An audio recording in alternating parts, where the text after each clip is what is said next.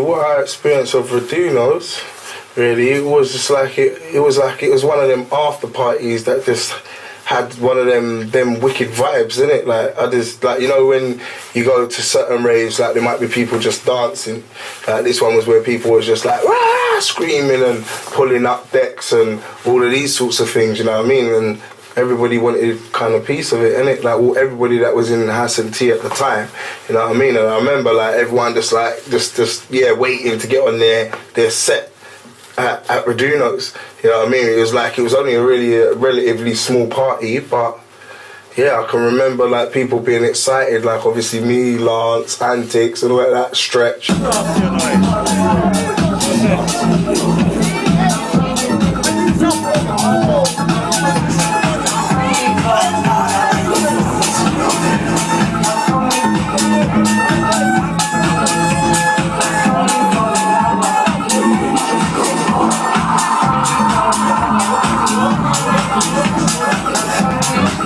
Nothing but good times. Good times. The music was pure. The vibes were natural. Just good times. Good people. At the time, I guess everyone was learning their trade, so to speak.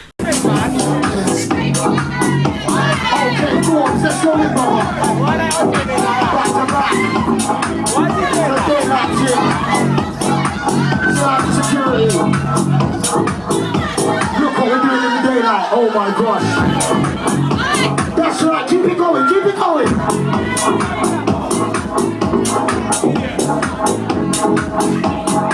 Courtesy of House Entertainment. It's House at Radunos, trust me. Only House at Radunos, you know. In the daylight. I mean, at that time, there weren't many places that you could go to as an after party. You could come out of an event at like 2 a.m. and, you know, someone in the team might say, "Rah, I wanna go somewhere. Like, what's on?" And rest assured, like, House Ent would cater to that request. You could come to Farringdon 3 a.m., 4 a.m. and as soon as you go inside, it's a vibe. There's energy. There's people dancing. Like, they've just woken up fresh. It was the music, it was the vibe, the fact that Dudley had an eye for the type of crowd that he wanted there, and he had an ear for the type of sounds that he wanted to be played. I mean, very early on, there weren't many people that were even interested in playing that deep tech sound at that time.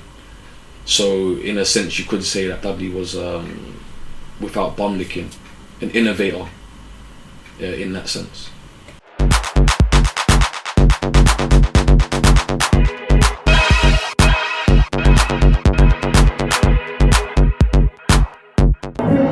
What's man them cooking up over here? That camera should have a nose right now. Straight cheddar. Oh, cheddar, I can smell the cheddar. You done know. What's that, Dizzy? What's that, Dizzy? Going in. Shut up. Let's go over there.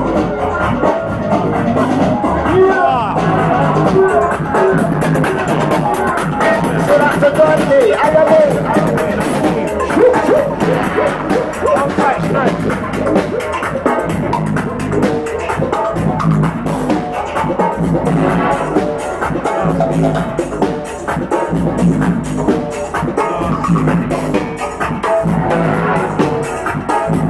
Road, you know.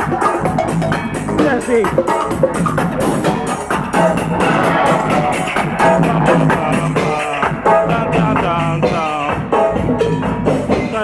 House on the street.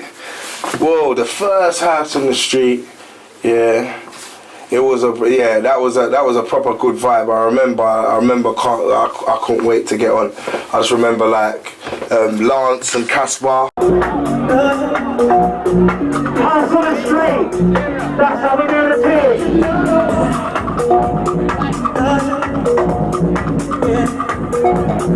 That's how we do the dance.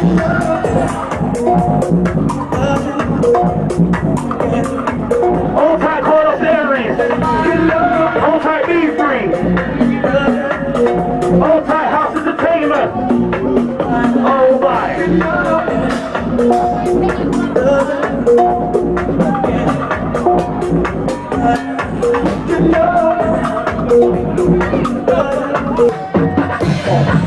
Get out to GGP! Get out to Stretch! Get out to Scotty D! Hey, what's that? You must know. Get out to Wayne J! Get out to Cold Step! That's man! Get out to Carlos Aries! Funky Brush! Hey, you lot, man, you don't got this for free, you know?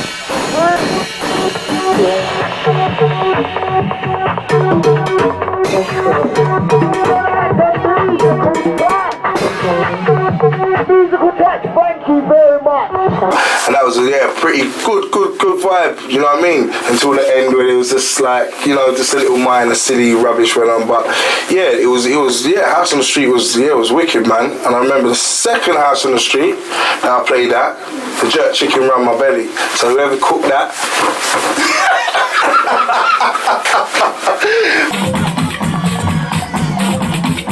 Racing! It's the rain dance!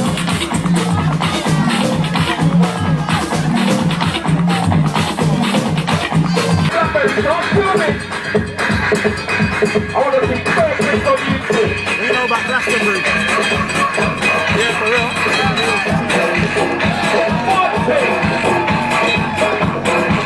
House on the street! House on the street!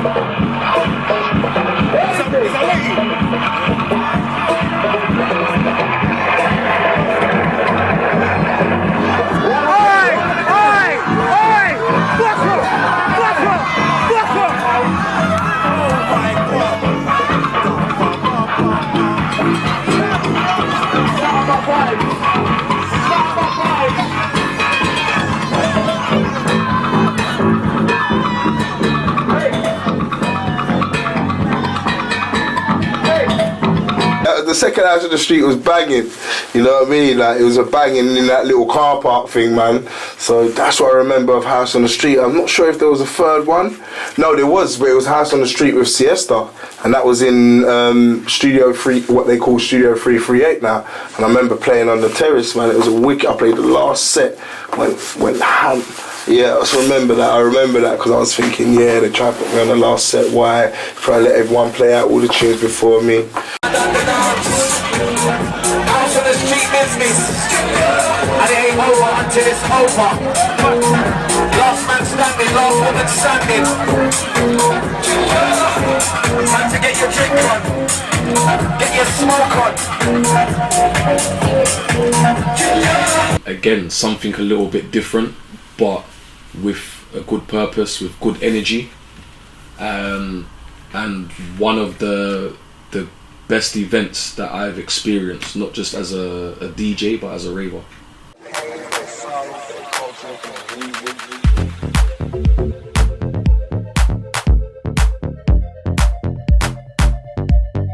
I met Dudley through DJ Limit at the time. That was his name, DJ Limit from Marvel. And I knew of him through Grime, through Shoddy Crew, and obviously through Marvel. And I met Limit through Axe FM, because we were both DJs on the station. we played a similar sound. At the time it was UK funky, that was the trend, and we noticed that quite quickly that we were quite similar in a lot of our background history, and from there Limit had good links to Dudley, as they were from the same area, I guess Tottenham.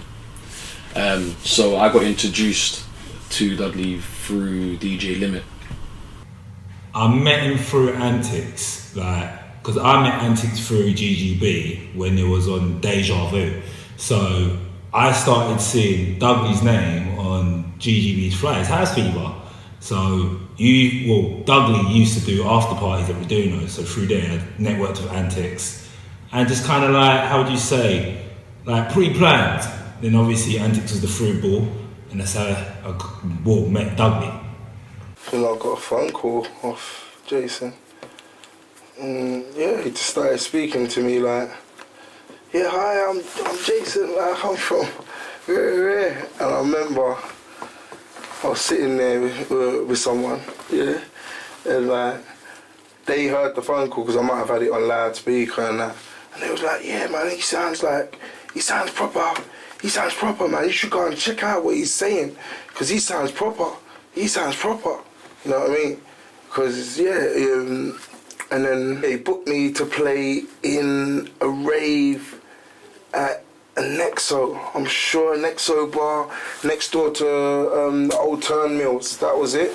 So he's booked me to play at a rave there. And I remember who was there. Limit. I swear Limit was playing on the decks. Stretch and Limit. I remember them two. Specifically Anticx. I remember them being there. And I heard of Stretch and Limit. I didn't know who they was though. I'd heard of them. But even so to say, I was pretty small fry myself. So, you know what I mean? Not to say I'm big fry, but yeah, I was little man in the game them days there. So, yeah. Do you smoke?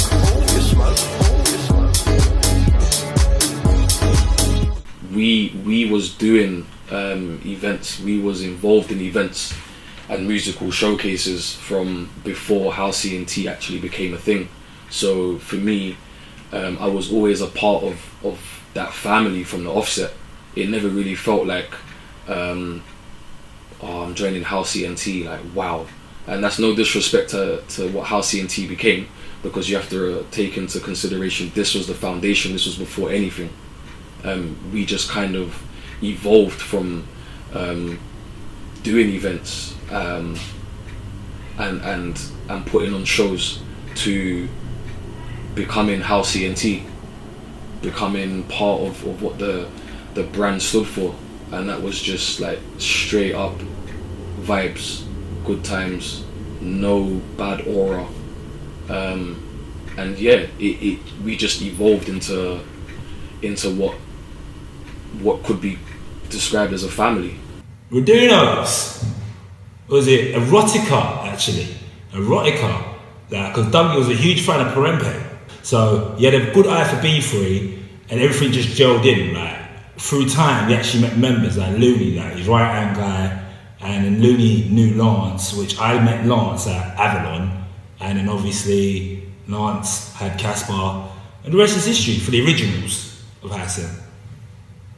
Dougie never directly says these things.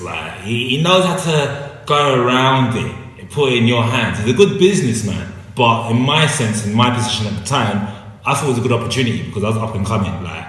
I'm just a DJ trying to get out there. So to enhance my bookings and actually get add a little bit of promo, of course you're going to maximise an opportunity handed. It was a level up.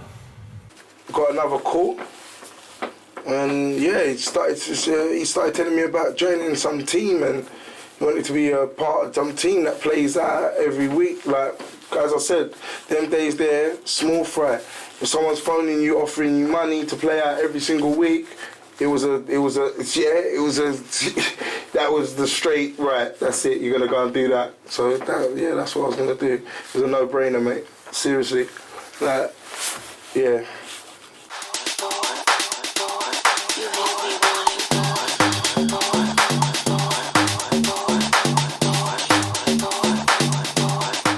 house scene at the time, there wasn't so much a house scene, because where we come from, and where I particularly come from, is a background of grime, jungle music, garage, and at that time the closest that I guess the urban scene had any affiliation to house was via UK Funky.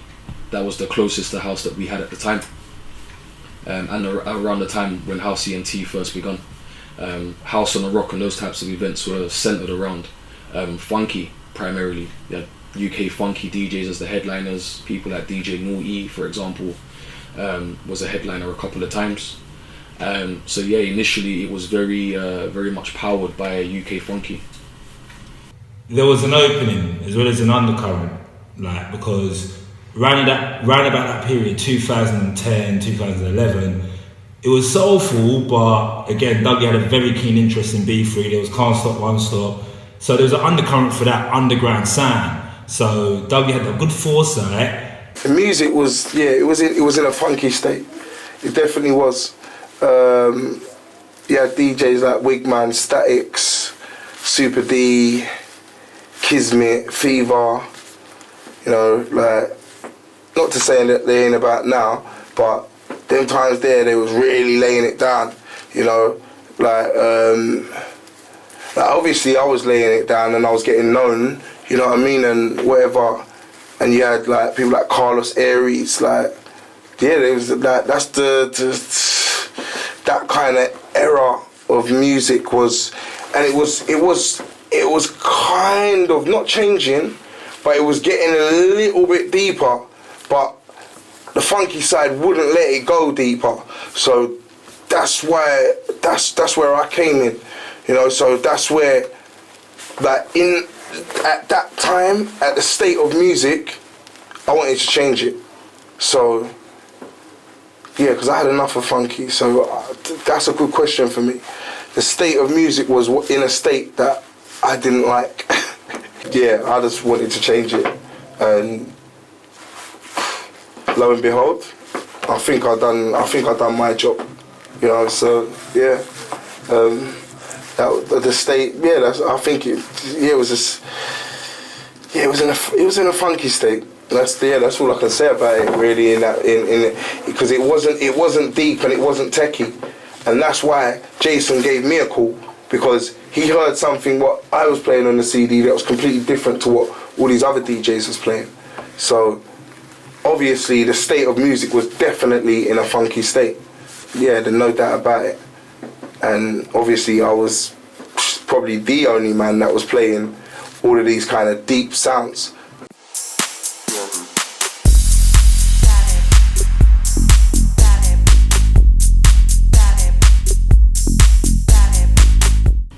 So I have to use House at Raduno as an example, because for anyone that ever went to an event, a House Ent event at the venue Raduno's, the minute you went into that room at the top,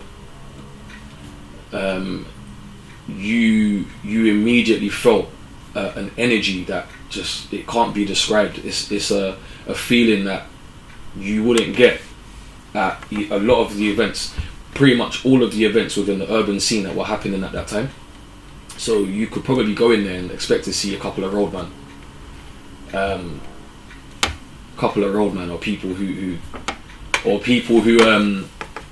I guess would look like shady characters, but they weren't. They was there for a good time. They was there to enjoy the vibe, and the sounds that we were playing at the time were a lot different to that kind of soulful house, that UK funky stuff. It was the first of that type of event, or I guess branding, which ventured out into like an unknown world, so to speak. Characters in diverse events, innit? Like, because obviously B3 had his sound, but then you got to look at someone like Lance, who was growing as well. We had House on the Street, which is his own story, and doing 3 of those, and it was actually outside environments, using that momentum, changing his name from Dun the Dance to Lance Morgan.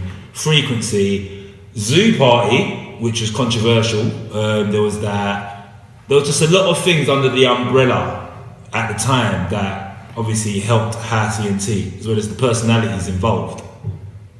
And what made us different to other people was that we was more character based, innit? You had Audio Hall, Audio Rehab? Audio Hall was more raving based, Audio Rehab was more back to the beats, but we was characters. We were different individually. Like the stuff that B3 could do, Lance was doing different, whether it's myself, Anticx, even Forbes as well.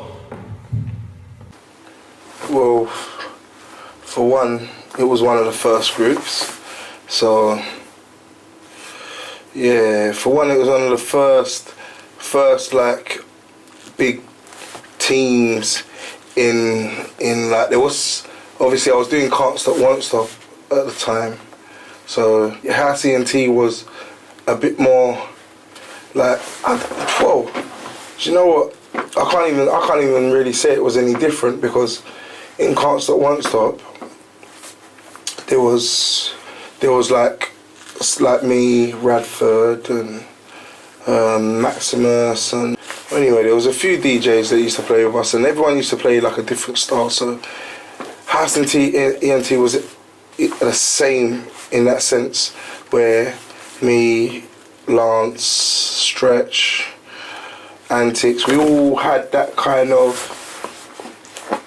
different approach on our sounds and what we played. So saying like what was like House Ent, it was a very unique thing that was going on at the time, and it was like, you know, it was strength in numbers.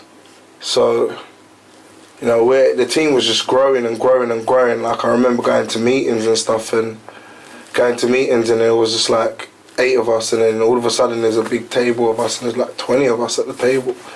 So yeah, it was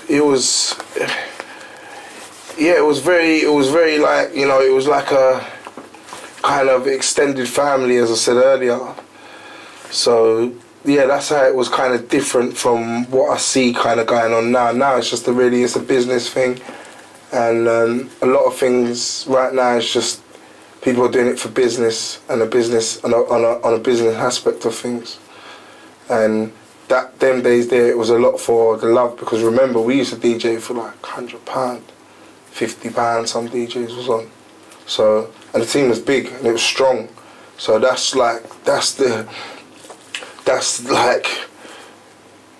how authentic it was, you know what I mean? So yeah, people was just out for like, it was a love thing, and it was a want, and it was like just like a want for music, innit? And a want to play it out to people, and it was more love in that day than business. So yeah, that's how it was for me, and how it differed would be that the crew, there was no other really big team like out there doing what we was doing, and at every event and every week there'd be one of House Entertainment, or 2 or 3 or 4 of House Entertainment DJs showcasing.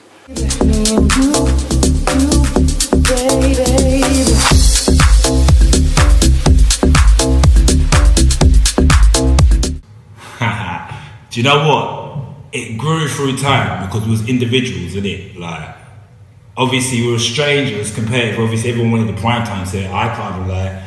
But through time, the originals, the 5, grew a bond, didn't it? Like, obviously, talk to these guys personally. Even though I was more complex, I'm the more complex member, and I'm more to myself, but I grew a bond, innit? Like, obviously, you can see it was a small, intimate circle. So yeah, at least we could still talk as well as communicate. The first half of 2012, it was amazing.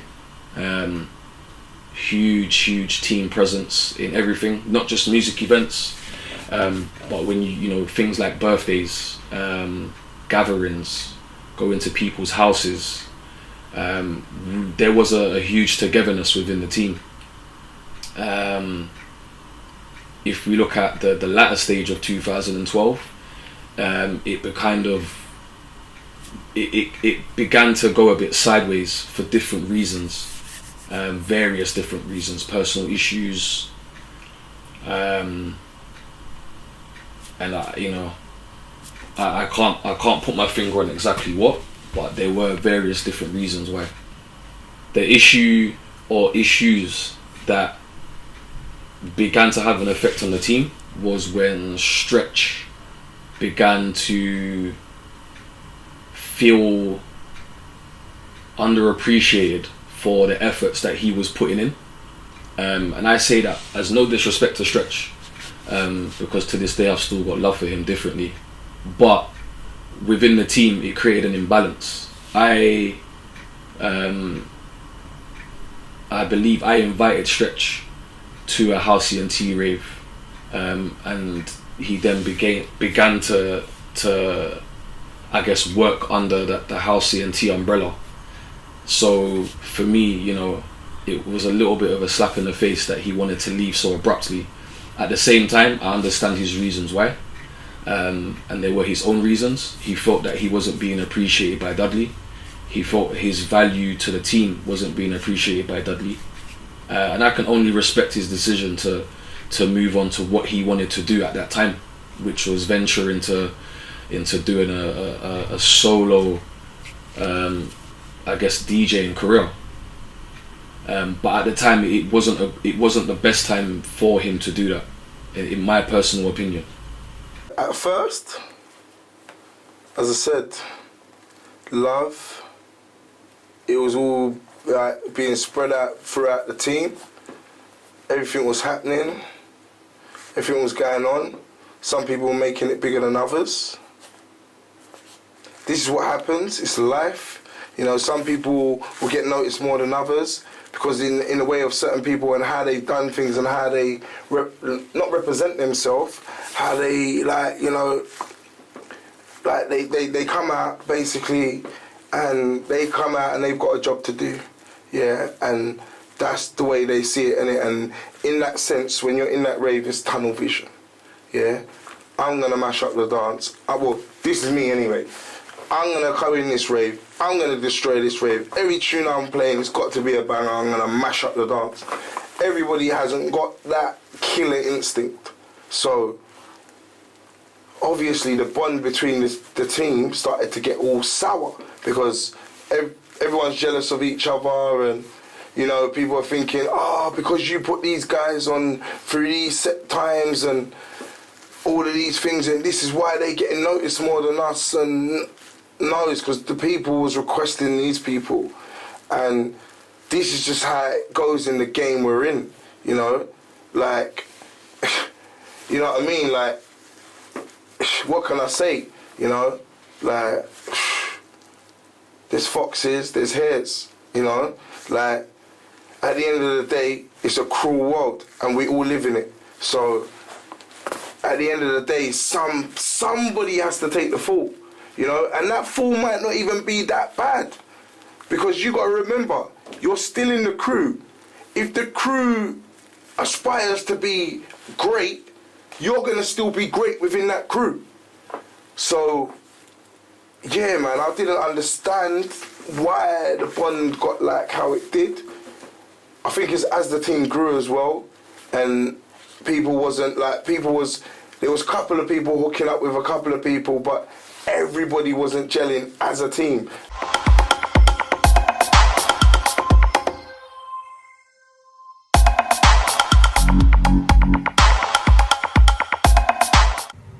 Do you know what? I would actually say Lance. Lance has made people level up. Like, he had the shit name, like literally done the dance, like didn't really fit his character, but he studied it very well. And even that, like, you don't really give people props, but when I saw him do House in the Street, especially the second one where he done it by himself when it was raining and obviously doing up the stuff, it shows that he was really on it. Then to go further and that, I'd actually say, yeah, I'll give it to Lance. And Lance is still the same person now, isn't he? Obviously he's young, obviously experience shows, but through now, if you can still work with the guy and talk to the guy normal, knowing that he's going round, like, yeah, so yeah, big up Lance. Be free. Why? B3. Because if anyone has ever been to an event where B3's DJ'd, you would understand that he is a man who does what he wants when he wants, without being disrespectful. Being that he was established within his own right in a different scene, I guess at that time, deep tech was something that was kind of unheard of within what we was doing at the time, and he was the first one that came with that sound. And even if you didn't know what it was that he was playing, you had no choice but to respect it because of the energy levels that he brought with what he was doing. You had no choice but to respect it and respect what he was doing. And he kicked down so many doors by just being him. And I didn't really aspire to be like anybody, like, because at the end of the day, the way I see it and the way I believe, not the way I believe, the way I say it and the way I believe, is that before I came on the scene, people wasn't playing dark sounds. They wasn't playing this kind of, I remember being in Iron Appa, talking to somebody on, Marcus Nasty was getting interviewed, and then he just brought me into the interview and said, yeah, this is a new DJ, yeah, he plays minimal, yeah? So we're thinking about it now, minimal, yeah? And like, this is what I was playing, innit? So I was saying, yeah, I'm gonna take over with all of this kind of music. So no one was really playing it. So when you're asking me who do I aspire to be like, I didn't aspire to be like anybody. I aspired to change the music that everybody was listening to.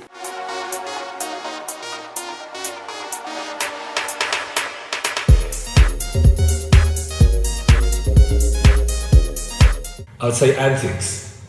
I would say it's not personal, but obviously it's how they groomed, how the members were groomed in my eyes, isn't it? Like obviously B3 had B3, and what was that, Weird Science or one of them events that he had? So there's always that relationship there. Lance had, Frequency and getting into productions. Forbes, even though his background, he had his deep rhythm, so it just really left me in Anticx, and Anticx was the guy who got me in there. So I always felt a bit off with my position in House Ent, because it's like, alright, everyone's set, but I want to go further, but if Anticx has got me in there and I'm doing more and he's a member too, it's like, I kind of know my place. So even though it was cool, I don't have no problems, but I always felt like a bit off with my position in House Ent. So I'll say slightly rival, because but we're good. If I have to point out someone who was a rival, it would have to be Lance. But it was a healthy rivalry, so there was no discontent, there was no hateration, there was no lack of respect for Lance. But being in the position that we were at the time, where we were so closely joined at the hip in terms of the sound we was playing, where we were at, trying to establish ourselves within our own rights, I would have to say it was Lance at the time, who was my biggest rival within the team. It would only come down to really me and Lance, but it wasn't a rivalry. So I don't I didn't see it as a rivalry. I just saw it as we was in the same crew, Certain people liked what he sound and what he brought to the table, and certain people, and you have to realise, I went through the same thing with Radford, and it's certain people that were booking me, certain people that booking Radford, certain people were saying, Lee B3 brings the bad crowd, and they tried to kind of, again, another, they tried, but like these things, obviously I just didn't let it get in the way. I didn't let them I didn't let it make me think of anybody in that rivalry manner. Like I just thought, he's getting his over there, I'm getting mine over there. Sometimes he might be getting way than me, sometimes he might be getting way than me, but I'm still getting mine. You know what I mean? So I was thinking, it's cool. You know what I mean? But this is the game we're in, you know, and it's a savage game. And as I said, someone's got to take the fault, and it's not going to be me. So my rivalry, is against every DJ, you know, like, my rivalry is against every DJ that might be playing on a rave that I might want to play on.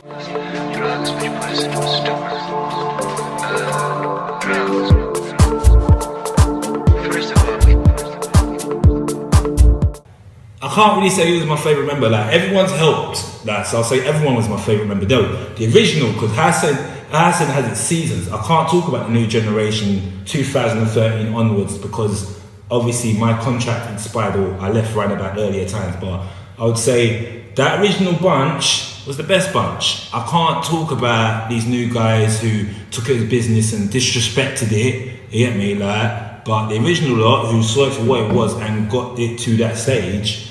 That was the best season, or the best members. I can't say one. Everyone's helped me. So yeah. Shout out to Lance Morgan. Like, each and every time, I've got so much respect for Lance. And it's not even down to like to the fact that as things began to progress within House Ent, that he was the standout DJ and performer. But you have to look at why he was the standout DJ and performer. And the reason why was because he had a desire to learn. So, you know, after certain events, we'd be DJing out, we might play a back-to-back. And, you know, after maybe half an hour, I might feel inclined to, like, go home or go somewhere else or do something that was away from that event. Whereas Lance, he always kind of stood around, and he would watch what the next DJ was doing. Because, you know, we was very much still learning our craft at the time, and there was big boys on the scene that were getting those frequent bookings that we craved for, that we wanted at that time. And he was taking the steps. He was very switched on from an early stage in his career, that he wanted to learn as much as possible. So, you know, whereas like certain DJs, they might be in it for girls, fame, money, he never was in the beginning, and everything that he got afterwards was a result of the hard work that he put in. So I have nothing but admiration for that.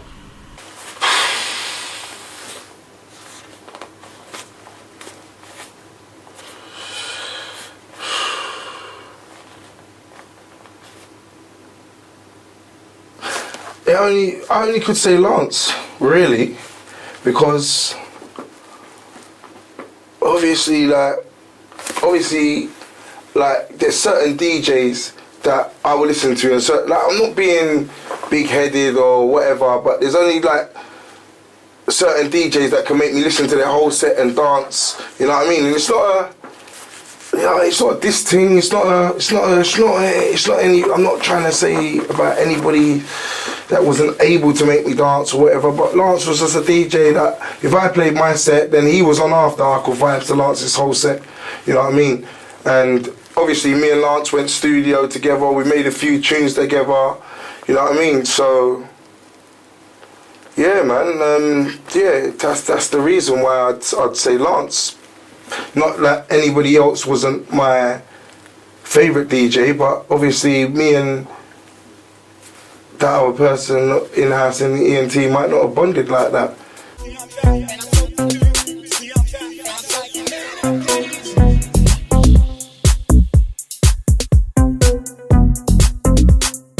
I didn't really have no one in House Entertainment like that to say that I didn't like them or didn't rate them in any way, or didn't.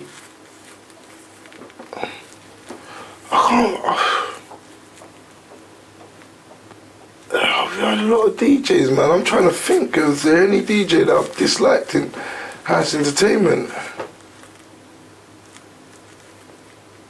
I don't think there is. I can't. Because if you're asking me to tell the truth, nah, there wasn't a DJ that I disliked in House Entertainment. If you'd say least favourite DJ, or I don't know, because everyone in DJ, I mean everybody in House Entertainment played sounds like, so I can't really say like, and everybody I interacted with, because, you know what I mean, like, I don't know, I didn't really not interact with anybody in House Entertainment, so we all had our own separate little relationship, and some was way more closer than others, you know what I mean? Like for instance, me and Anticx, we could sit down and hold a reason for an hour, half an hour, right? While like be playing after, we'll talk on, like we might talk on the phone, we might arrange to set up and do a studio session, but we just didn't. But me and Anticx are proper blessed, so you know what I mean. I didn't really have too much of a problem with anyone. If we're going to talk about it on the surface, everyone could get onto everyone about the stuff we was doing. Like, because I could say, yeah, boom, Doug's like, you had a good interest for B3, but you're giving, boom, me and Anticx like back-to-back sets. So he's growing, but we're not growing. So we're getting at each other's throats. And that happened towards the end of the time. But I couldn't really get onto that because some of it was on myself. But if you really want me to be honest, my least favourite members was like more towards the new gens at House Ent who just took the mick, really. Like, I understand, like, you man took it in for the dough, like major dough, let's not lie, but some of you lot didn't even admit that you go online and go on Facebook and say, yeah, I've left House Ent. Like, boom, going on radio sets and that. I can't lie, like, no disrespect, I know he does his thing, but Aaron Varone, like, professionally cool, but didn't take the piss. So I would say least favourite members was that towards the season of that, because you can't disrespect something, you get me? Like, it made everyone, innit? Like, so yeah. Weighty J and Cold Steps. But I guess this is down to the fact that at the time when they joined House Ent, we'd already established ourselves within our own right, and that channel was House at Reduno. So where Weighty J and Cold Steps had come from a funky background, and I guess for me at that time it wasn't really explained, you know, why they were joining the team and how and so on. So it was a little bit of a slap in the face that they were thrust into a position that we ultimately should have been in, being that we had essentially established House Ent within its own right. So yeah, it was a little bit of a slap in the face. It's no disrespect to them, because I guess at that time they was probably taking advantage of the fact that House Ent was popping. But for me, there was no real reason as to why they was in there, and I say that because personally, all the DJs in House Ent at the time were establishing a friendship, whereas I never really personally saw that with those two.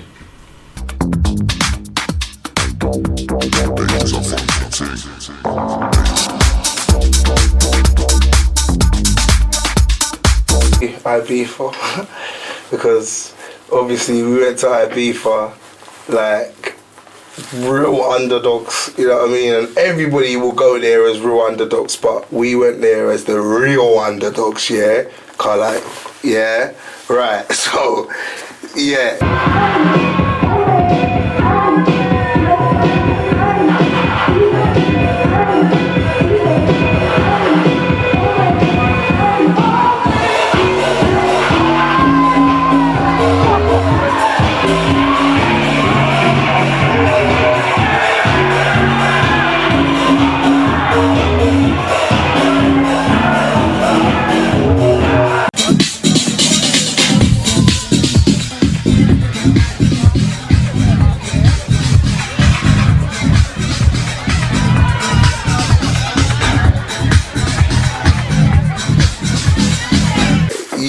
You don't go over there and do that. And then when we went over there and we started having parties over there, and we started playing at this beach club, and like, you know, the first day was just like, yeah, we done well.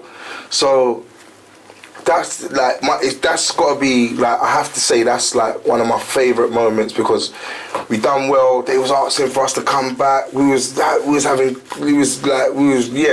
putting it down, and like some days we had over 300 people come to our little beach party what we was having, and Jet was right there, remember? So yeah, people was like thinking, who are these people and what are they doing? And you know, I like that like when we was in Ibiza to be noticed like that. So you know what I mean, that was like it was a good time, and every DJ that came out of there wanted to play.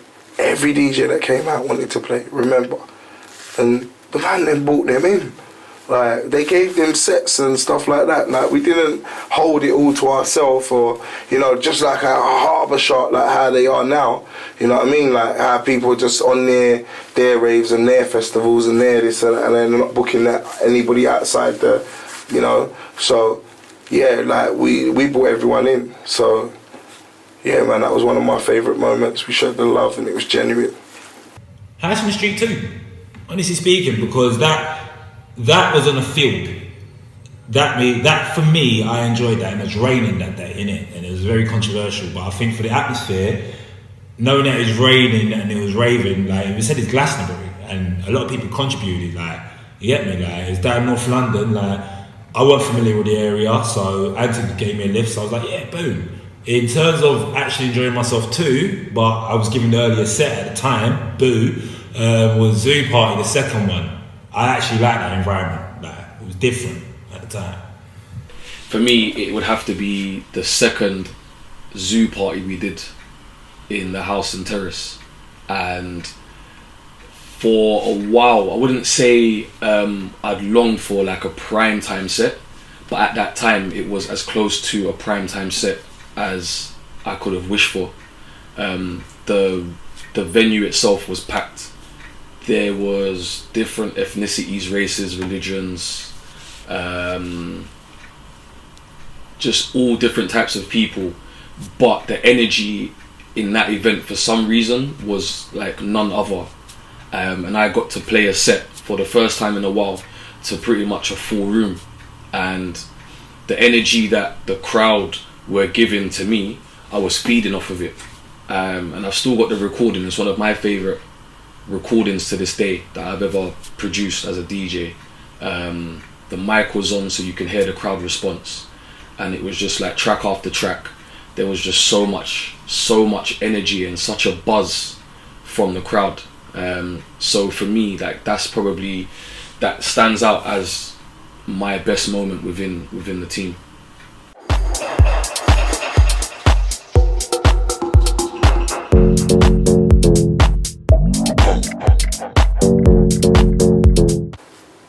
Birmingham.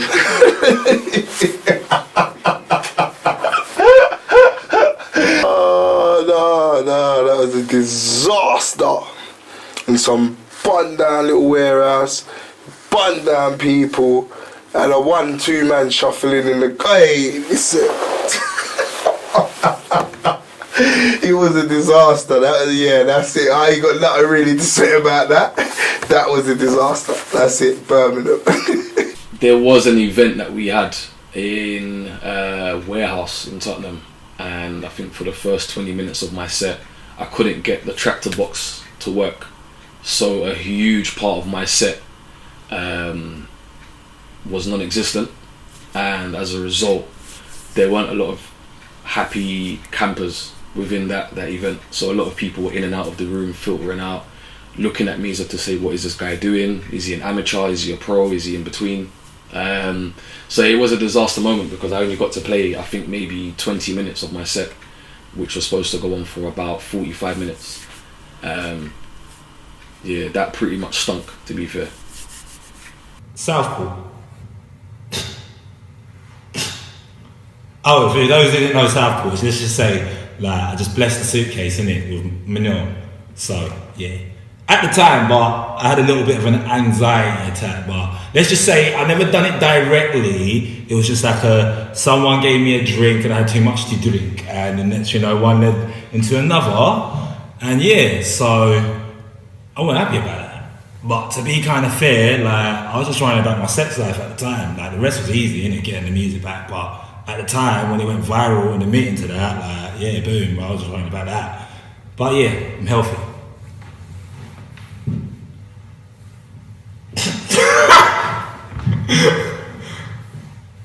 It was controversial because the thing is, like, See with this music thing, real talk, like, yeah, no one doesn't show you anything until something really pops off. Like, no one doesn't even acknowledge you. So when that happened, like, I'm like, raw, like, pure anxiety text going on. I'm seeing pure tweets from people. I'm like, raw, like, you don't even chat to man. Like, and because of like one little certain things happen, like, you want to just like big up your maths. That's to certain musicians. But musically, from the circle, I got grilled, didn't it? Like, I had to get grilled because it's like, obviously you're representing a brand. Obviously we were young at the time and that, obviously. So there was that. I got grilled, but I did get defense, innit? Like, don't get like twisted, innit? People did defend, people did laugh, and it was controversial because it's like, raw, like, that's how man got relevant, like, through all the sets that man's done on networking, shitting in the suitcase, that gave me like, what, 24 hours of fame. Like, I saw it was made Southport, it was talking about Southport, like, there was memes. So yeah, madness.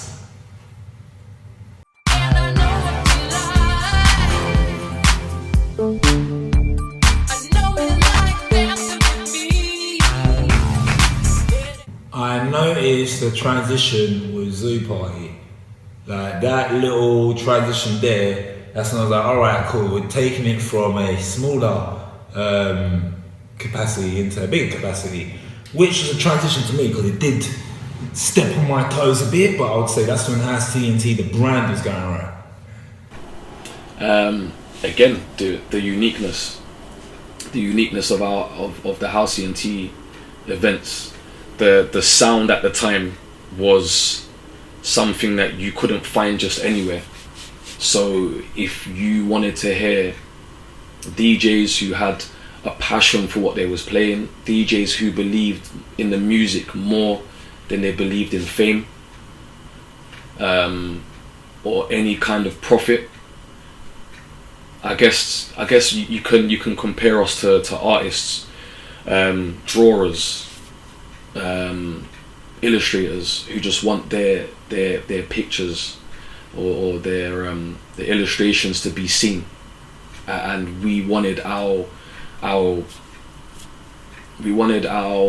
music, our way of expressing ourselves through music to be heard, and House Ent events, especially at Reduno's, it allowed us to do that. Jason and Looney, Forbes. Yeah, obviously, yeah, they had their heads screwed on. Lance involved in certain things. They went right with a lot of parties that they did. They did go right with a lot of parties that they did.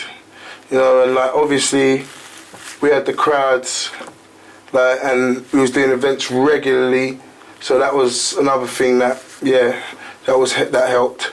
So it was always like the next hype and on to the next hype. And if you didn't have these sort of big parties like Zoo Party and stuff like that, there was small parties like Reduno's. So that's where House Ent went right.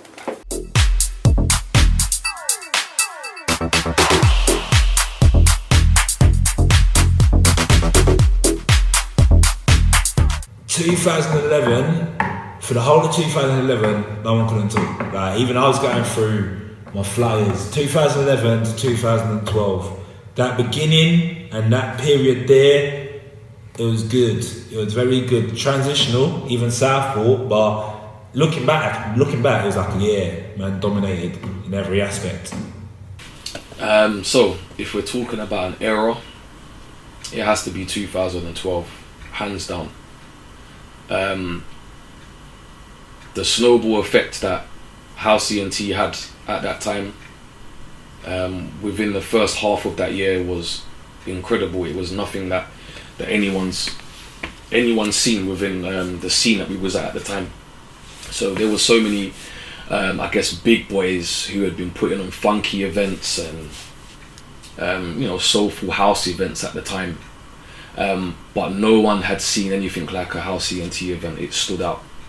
It was something that captured you from the minute you entered a rave, and we built such a huge following in the first half of 2012, which then leads me on to talk about my favourite event, which was the Zoo Party.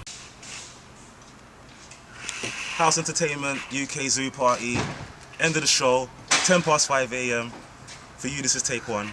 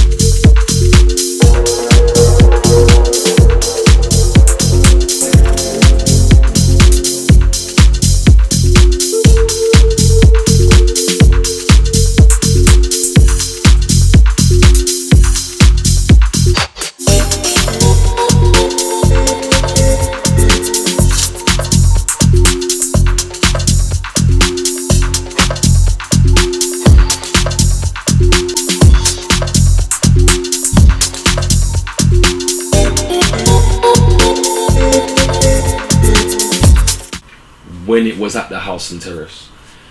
That venue's called Studio 338 now. They've renovated it. Even now, it still doesn't capture anywhere close to the vibe that it had when it was the House and Terrace Club and when Zoo Party was being held there. It was just out of this world.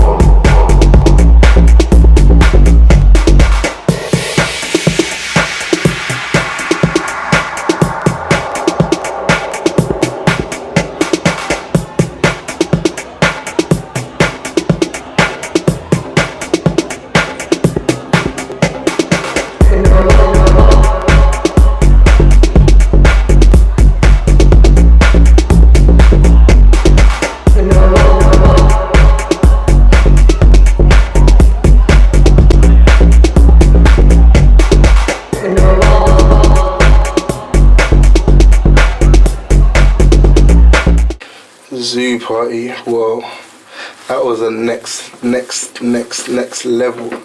Cause I remember, yeah, when Daddy called me and he goes, B, like, do you want in? And I was like, on what? He goes, we're gonna have a rave, cuz. I said, where? He goes, in a zoo, cuz. I was like, yo, like, this is a madness. Shall I get involved? Shall I not? I was umming and ahhing. And then I said, yeah. And then, like, I remember a couple months later, it was all getting it all together, and then bang, lost the zoo. So it was like, whoa, like, lost the zoo, like, nah, this ain't gonna work. So, like, when these men was doing you mans was doing your little thing, I just thought, boy, nah. And then you put on UK Zoo Party, I think it was again House of the Terrace. Oh yeah, like that, just like all the girls, everybody, like all the guys, like people was coming out all striped up, like getting all painted up. Like, I couldn't believe it. Like it actually pulled off, and it like had like people like Francesca Lombardo. I remember I playing there. Like she was a sick DJ at the time. She still is a sick DJ, but yeah, like the zoo parties was like something that was like, it was a fresh idea, but it was a fresh idea for London, and like people like kind of after that, I think people kind of jumped on a wave where you had to have some kind of mimic behind the rave, you know what I mean? So yeah, but the Zoo Party, yeah, that was like when that was in its like, it was fully flourishing. That was a proper a good rave, a good event. Like I can't remember any trouble being at Zoo Party or anything, man. It was a proper it was a good event, and man, you can't like the way that everyone dressed up and the way that you got a diverse crowd there and put different DJs on, and it kind of paved the way for some other people because there was certain other things going on at the time and people wasn't doing what we was doing, and yeah, it kind of paved the way in a sense, you know what I mean, for what's going on now.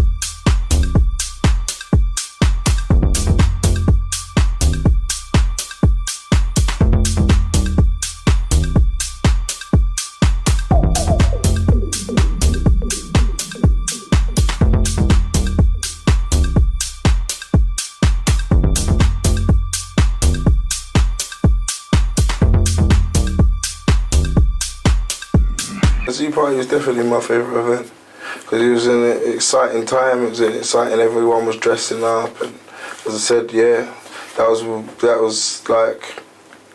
an exciting event. Like, yeah, that was one of the most exciting events. And the music at that time as well, what we was listening to, like, was listening to a lot of Max Chapman, a lot of like Francesco Lombardo and Cozzy D and stuff like that, and we was able to get the DJs that was making this music to come and play at the event. So yeah, that was the best era for me. Yeah. Are you ready?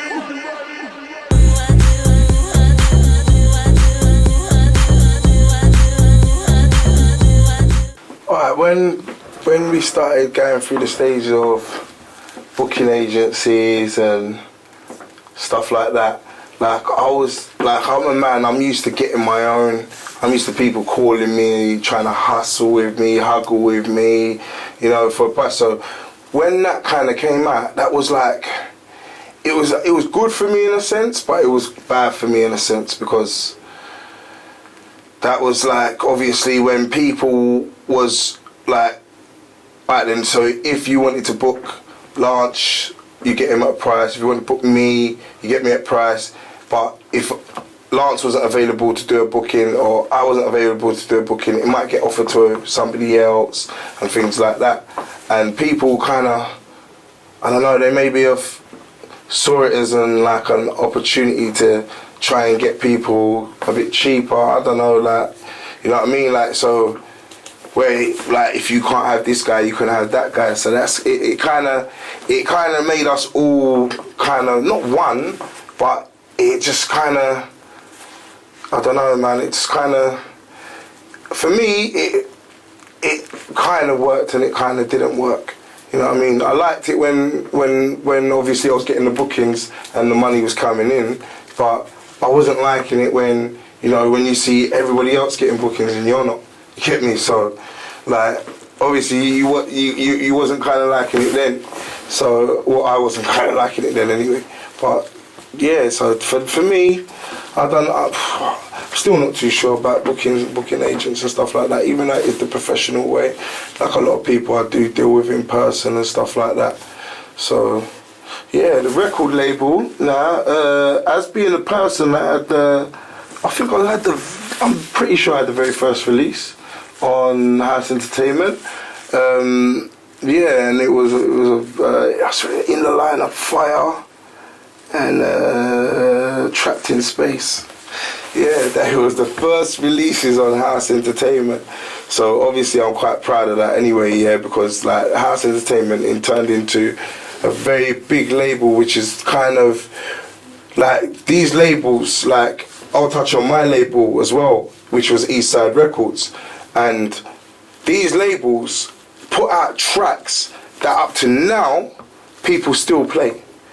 And anybody else that came with a label after that, you know, like bar Mark Radford, I'm not gonna say because he had Audio Rehab, but anybody else that came with any kind of labels or whatever out after that, they didn't ever have as much big tracks as we got from that scene and that era. Like, so, you know what I mean? And as I say, like, when you look at the plays, go on SoundCloud now, whoever, go on SoundCloud, look at the plays from back in the days, yeah, on these certain tracks, yeah, and look at the plays now, what people are getting on their certain tracks. They'll be lucky if they're getting 5,000, you know what I mean? Them days there, we're getting 150K. That was normal, you know what I mean? Like, for a big track and like, yeah, man, so that's like, House Entertainment as a label paved the way for a lot of other artists. Bloody hell, like a lot of artists brought a lot of artists out there. What can I say? You pulled them from out of the caves. You know what I mean? Because these guys, some of them, there was hardly any. They wasn't even known of. You know what I mean? And like, yeah, House Entertainment as a label brought people to the surface. I was gonna say people like Aaron Verone, Jack and Danny, they wasn't heard of until House Entertainment come and pick them up. You know, understand? They was not heard of. No one knew about them. No one knew who they was and where they came from. I'm just saying, like, you know, when I was saying that they paved the way for certain peoples, I'm talking about them sort of people because obviously that's what happened, isn't it?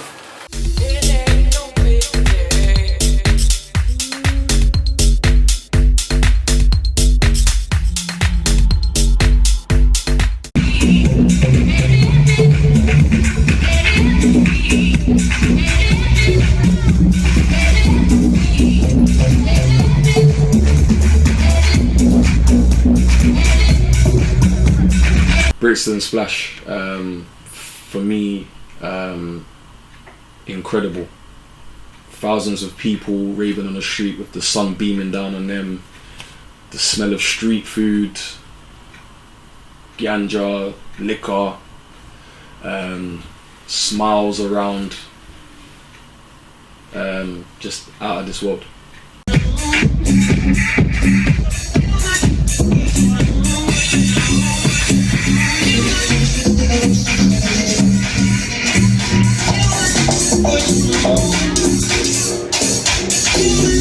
Brixton Splash, mad. You know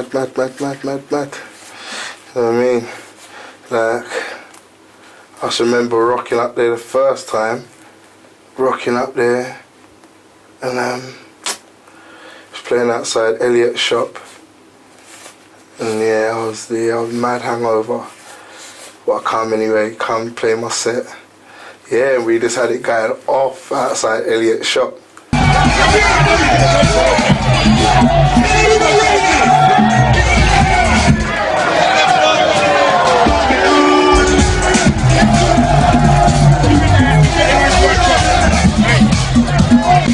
And then after that, because Elliot's a bit mad, ADHD and that, he's all over the gaff, yeah? He's like, yeah, next year, mate, yeah, mate. yeah, next year we got it. We got big stage. Like, thought he was joking, mate. The next year, mate, big stage.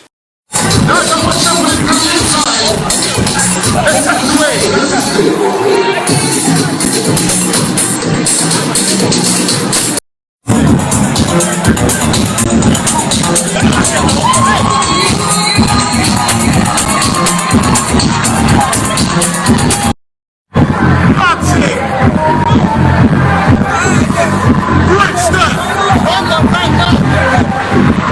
It's going down!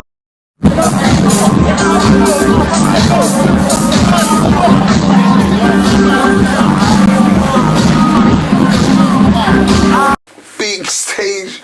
You got, nah, mate, yeah. Listen, that's why it is. Anywhere we go, tear it down. But yeah, again, I'll go to play my set. The tweeters bust.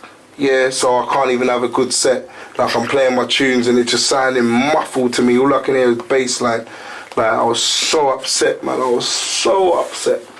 You get me? SSP sounds, you get me? Yeah, yeah, them man there, you get me? Yeah, yeah, the tweet, but to be fair to them, no, to be fair to them, they went out, yeah, they got out somehow of Brixton Splash, went all through the crowd, brought back tweeters, yeah, brought back mid-range and that, yeah, come and plug them up, but by the time that happened, my set was over. So yeah, I was pretty disappointed. I'm pretty disappointed with my sets at Brixton Splash, but it was a good, great, proper atmosphere. Especially the second year, we had thousands of people there, so it was a madness. But yeah, I did enjoy Brixton Splash.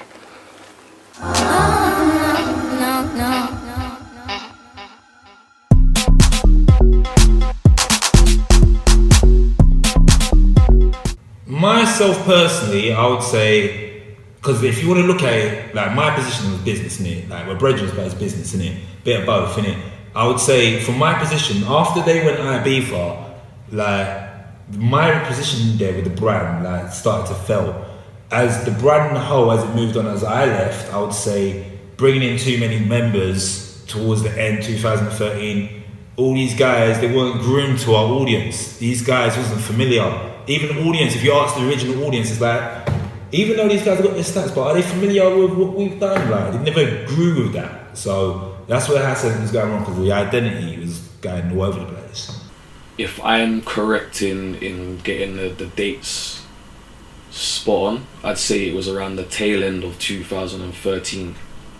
I know some of the other guys spoke about Arun Varun coming in. And no disrespect to Arun, because you know I look at his journey as someone or something that took advantage of the situation that he was in at the time. So you know where this discredit is concerned, I can't do that to him, because if I was in his shoes, I probably would have done the same thing tenfold. And that was looking at who was popping at that time, who the big boys were, or who had momentum, and House Ent had that. So you know, to want to join something like that and establish yourself, of course, you know, you have every right to make an attempt at doing that. Now, where the disaster lays in all of that is that, in my personal opinion, Dudley wasn't looking at the team and thinking, well, you know, you guys were here from the offset, and although we've got artists and DJs who are willing to come in and join, it almost felt as though those people that did join, i.e. Arun Varun, were thrust into a limelight without actually earning it via the House Ent route. So it felt like a slap in the face, as all those events that we did where maybe there were 15-20 people that turned up, you know, those hard grafts that we put in to establishing the brand, it kind of got thrown back in our faces if we weren't preferred. And for me, that's where the disaster began, because you have to nurture the people that were there from the beginning, who never let you down, so to speak. And then there were various, I guess, maybe ventures that Dudley was going into for his own reasons, i.e. turning House Ent into an agency, into a record label, and it all kind of felt like it was put onto everyone who was in the team. It was like either you do this or you're out of the team, so to speak. There wasn't no sense of kind of, you know, well, this is the plan, what do you guys think? It was just like, this is what you have to do if you want to be a part of House Ent now. And for me, as much as I had no issue with it myself personally, I did recognise at the time that there were others who were struggling with keeping up, that were keeping up with that demand, which was in a sense unjust and a bit unfair. House Ent, I think, failed as when, I think one of the first failures, was the Zoo Party being on the same day as the Siesta. So that kind of separated crowds, which we should never have done, which I still don't agree to this day. Like, if your mate's having a party or one of your peers are having a party, you should both have the decency to have it on different days, because you're just, I don't know, and then one of you ends up dissing another brand and whatever, and then it could get into something far more, it's far more cynical than that. So I think that's where House Entertainment went wrong. Where Jason Dudley went wrong, I think obviously I don't think he kind of knew what was happening at the time when it was happening, so he didn't keep his eye on the ball, and that's all I can say. If you blink, you miss it, and sometimes that blink might be too much of a blink, and then you blink and a month's gone by, and you definitely missed it. So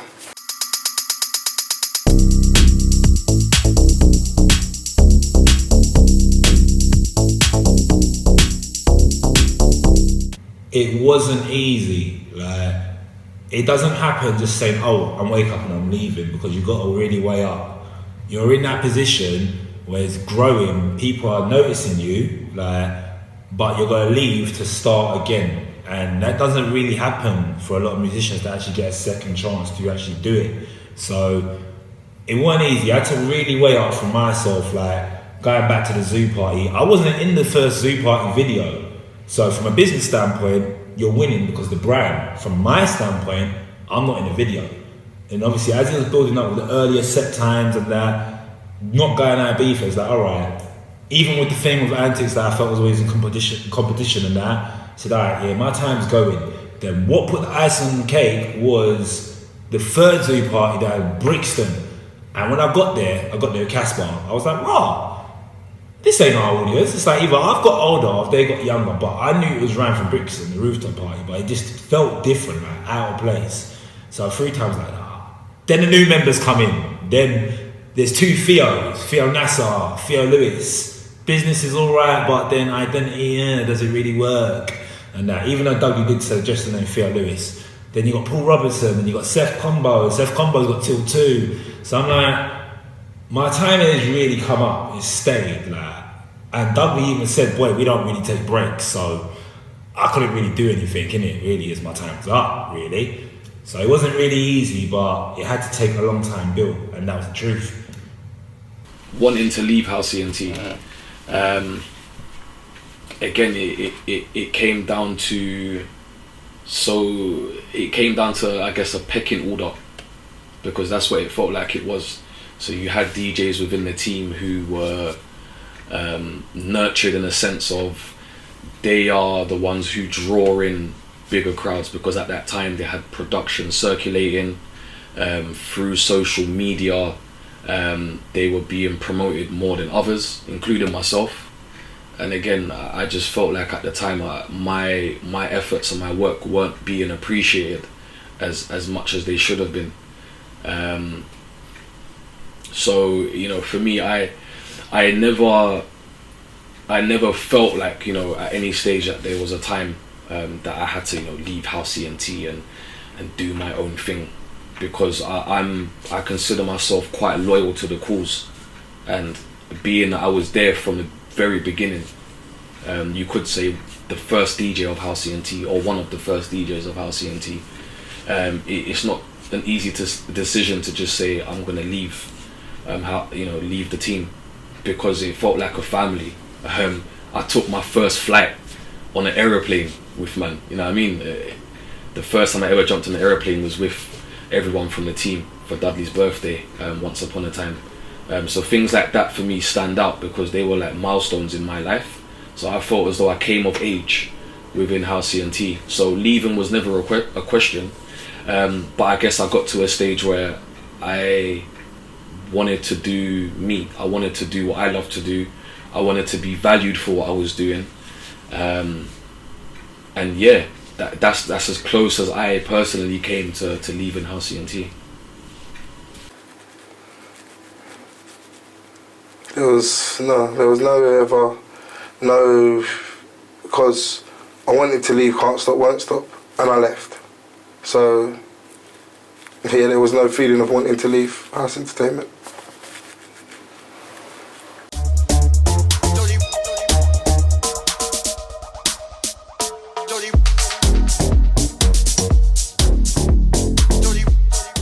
The original bunch, like, this is my interesting thing about House Ent, which separates me from everyone, because I saw it from being in there and I saw it from the outskirts.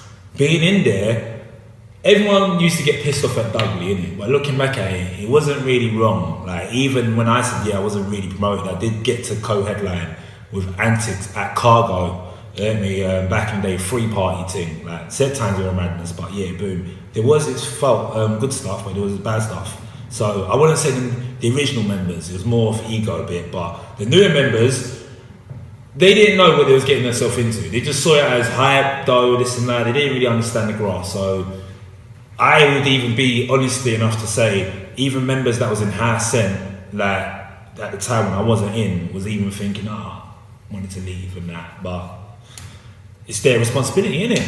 You get me? It's how season goes, innit? That's something that I could get quite in depth into, but I'll try and scratch the surface without going into it too much. From what I can recall and what I remember, DJs left because they felt they were being undervalued. Now I guess maybe conversations that Dudley could have had with them might have swayed their decision, or it may have helped them to leave on a more positive note, because from people I spoke to, Paul Robinson, obviously Stretch, when they left, they both left on kind of negative terms, but those were, I guess, battles and demons that they was fighting within themselves. Maybe they had their own goals, their own ambitions, or their own achievements they were trying to get out of being with, in House Ent, that didn't fit in with other team members, or Dudley for that matter. So I kind of always tried to stay out of that negative aspect of things, because my thesis, my thing was, I'm part of the team, and if shit hits the fan, then I'm still there, so to speak. But I can't really speak on those guys. They'll have to tell their story on a different occasion. Stunk really, because certain people, you hadn't even contributed in what the team was doing. You hadn't even, might have had a couple of releases, whatever, but you know what I mean. Like, at the end of the day, if you're doing something as a team, you don't just fall at the first hurdle, you know what I mean? So it's just, for me, people's attitudes was disgusting really. And when people was like leaving one after one on Facebook, like, come on, innit? Like, seriously, Facebook runs people's fucking life. Like, it's just mad. It's just mad. Like, at the end of the day, there could have been things and issues that could have been sorted out. You know what I mean? Anything, like you can do anything. You know what I mean? Like it's not that hard. And for everyone to just come out and just announce on Facebook like you're following suit to leave like House Entertainment, like it was just some big, you know what I mean? Like you had to make like Facebook know and all the people know like, yeah, we've left like House Entertainment, everybody help us now. Like, as I said, innit, like you walk the plank, yeah, and now some of you are drowned, yeah, so that for me was like, that for me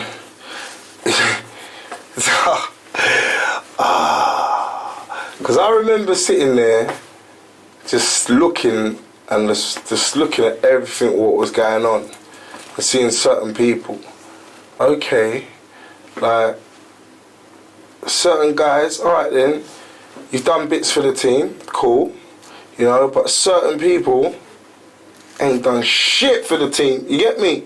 And like, when they were like, everyone was saying, yeah, I'm leaving, I'm leaving. It was like, I was like, what the fuck was going on here, man? Like seriously? Like, alright, cool. Like, you got some grievances or whatever, Jason or whatever you got, like, you know what I mean? Like, I'm sure certain things, like, we used to have big meetings and stuff like that, you know what I mean? And obviously, we're like, you know, like, I felt like, you know, this was an extended part of the family, like when we used to put on parties, like certain parties, like it might have been me, you, whatever, Looney, certain parties, you, Looney, Forbes, certain parties. So everyone was trying to make money within the team. I remember, you know, like everybody when they first started was nobody. Within a few years, everyone was driving brand new cars.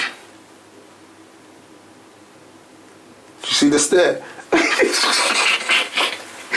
Yeah, so yeah, when people started doing this thing where everyone's walking out, and I was thinking, rah, like certain people are just jumping on a hype and a bandwagon, and I thought, rah, man, you guys are just like weird, you get me? And obviously you never embrace what we had in the first place. Like that's what I truly feel.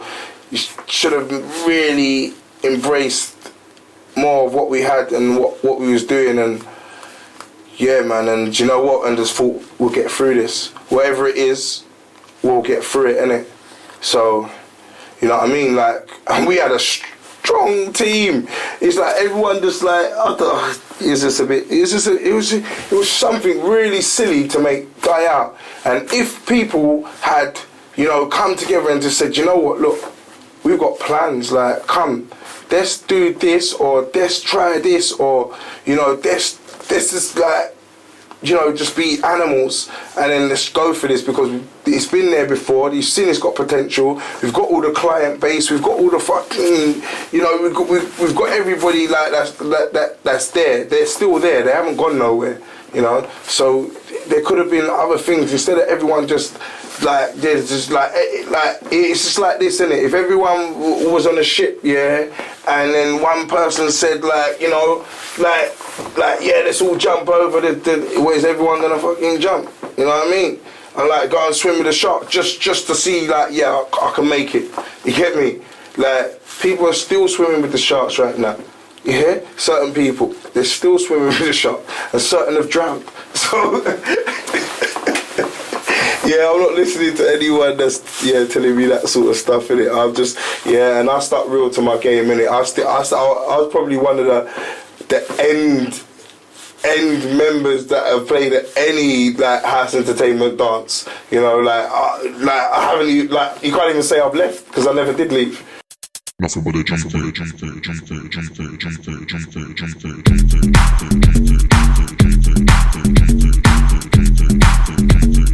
Clustered, but we've made an impact. Like, intellectual property for you younger lot, meaning that you have to say things, you have to say that House Ent had an impact. Doesn't matter, like, even down to it, like, because I don't really too involved, but Jack and Danny, no disrespect, I like those guys and that, no Jack personally.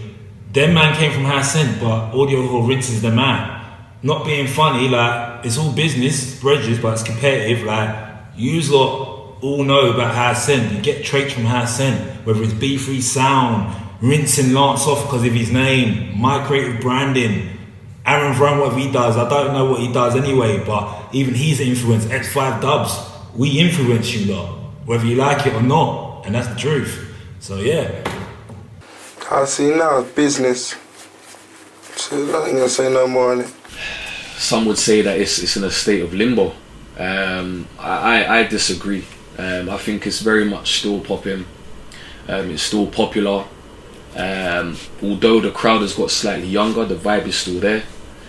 I tend to venture out into events such as Fuse, for example, Fuse, and events which are probably a bit more high profile than the events that I used to DJ at or be in and around personally. But that can only be, I guess, put down to the lack of venues in comparison to 2011, 2012. The councils and the police have had a major input in closing down a lot of venues. Half of the venues that were around back then don't even exist now, or they've probably turned into your local Tesco Metro. So, you know, events now, they're a bit more watered down in that sense that people want to play it safe. They don't really want to disrupt too much what's going on. The house scene now is very much alive and kicking. It's just you have to look into going into the right places, or I guess more established brands, if you want to get a real idea of anything of what it was like back then.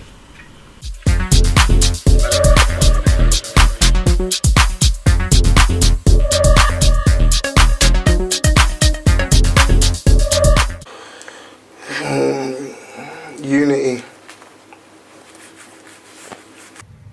Dudley's drive, because don't get me wrong, it's good to be hungry, but you need to be settled and know how to adjust. I never felt I was settled because there's always something to do, which is good, but you don't want to aggravate it. Like, you don't want to push too hard to the point you burn yourself out. And we was young. The only probably one, the oldest one in there was B3 and that, but obviously B3 had it hard himself, so it's like a thing like, we was pushing, but we was pushing too hard to the point that we rinsed ourselves too early to the point we aggravated. Like, should have just rotated the characters. If man rotated it to the point that, alright, Lance is out for a season, so boom, make this guy step up. Keep it to the originals, then obviously then bring in characters, new guys, and that would have been alright, because everyone's got their buzz, everyone's established this rotation, you get me? But bringing in everyone too early, personalities, all characters, of course, are going to clash. So yeah, really. Dudley. I could change. I would change Dudley's vision at the time. Dudley's vision. I wouldn't say ambition, because the ambition was very much there. I guess the execution is probably what was poor, in my opinion. No discredit, no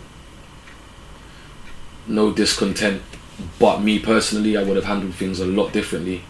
And again, as I said, it would have been nurturing the DJs and artists who were there circa 2012, who had helped to establish the brand to what it was, and listening a bit more to the input that others within the team had, because as much as Dudley was the head, or is the head of House Ent,